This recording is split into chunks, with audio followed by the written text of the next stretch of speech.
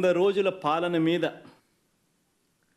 చంద్రబాబు నాయుడు గారి 100 రోజుల పాలన మీద దృష్టి పెట్టేసరికి ఇప్పుడు తిరుమలకు వచ్చే నెయ్యి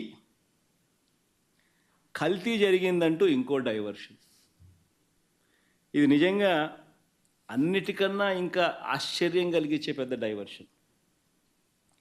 ఎందుకనంటే చంద్రబాబు నాయుడు అనే వ్యక్తి ఎంత దుర్మార్గుడు, ఎంత అన్యాయస్తుడు అని అంటే, నిజంగా దేవుడిని కూడా రాజకీయాల కోసం వాడుకోగలగాలి అని ఆలోచన చేయగలిగిన వ్యక్తి ప్రపంచ చరిత్రలో ఎవడు ఉండడు.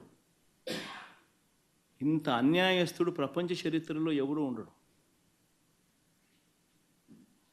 దేవుడు నీ రాజకీయాల కోసం ఉపయోగించుకోవాలి అని ఆలోచన చేయగలిగిన దుర్మార్గమైన మనస్తత్వం ఒక చంద్రబాబు నాయుడు గారికి మాత్రమే ఉంది.